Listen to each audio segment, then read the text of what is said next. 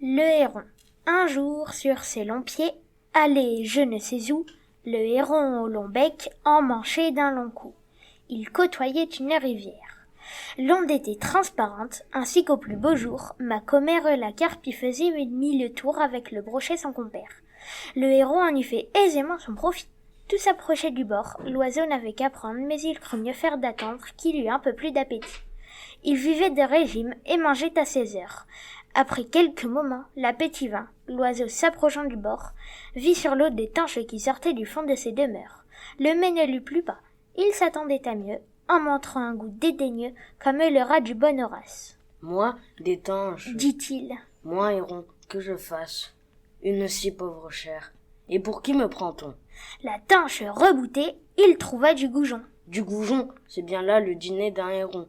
J'ouvrirai pour si peu le bec, oh Dieu ne plaise. Il l'ouvrit pour bien moins. Tout alla de façon qu'il ne vit plus aucun poisson. La faim le prit. Il fut tout heureux et tout aise de rencontrer un limaçon. Ne soyons pas si difficiles. Les plus accommodants, ce sont les plus habiles. On hasarde de perdre en voulant trop gagner. Gardez-vous de rien dédaigner, surtout quand vous avez à peu près votre compte. Bien des gens y sont pris. Ce n'est pas au héron que je parle. Écoutez, humain, un autre compte, vous verrez que j'ai puisé ces leçons.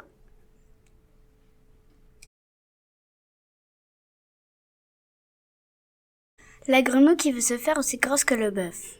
Une grenouille vit un bœuf qui lui sembla de belle taille. Elle, qui n'était pas grosse en tout comme un œuf, envieuse s'étend et s'enfle ce travail, pour égaler l'animal en grosseur, disant « Regardez bien, ma sœur. Est-ce assez? Dites-moi, n'y suis-je point encore? Nenni. M'y voici donc? Point du tout. M'y voilà. Vous n'en approchez point. » La chétive pécore s'enfla si bien qu'elle creva. Le monde est plein de gens qui ne sont pas plus sages. Tout bourgeois veut bâtir comme les grands seigneurs, tout petit prince est des ambassadeurs, tout marquis veut avoir des pages. Le renard et les raisins. Certains renards gascons, d'autres disent normands, mourant presque de faim, vit au haut d'une treille, des raisins mûrs apparemment, et couverts d'une peau vermeille. Le galant en eût fait volontiers un repas, mais comme il n'y pouvait atteindre, Ils sont trop verts, dit-il, et bons pour des goujats. Fut-il pas mieux que de se plaindre? La Belette entrait dans un grenier. Damoiselle Belette, au corps long et floué, entra dans un grenier par un trou fort étroit. Elle sortait de maladie. Là, vivant à discrétion, la galante fit chair au lit, mangea, rongea. Dieu, c'est la vie, et le lard qui périt en cette occasion. La voilà pour conclusion. Crasseux m'afflut et rebondit.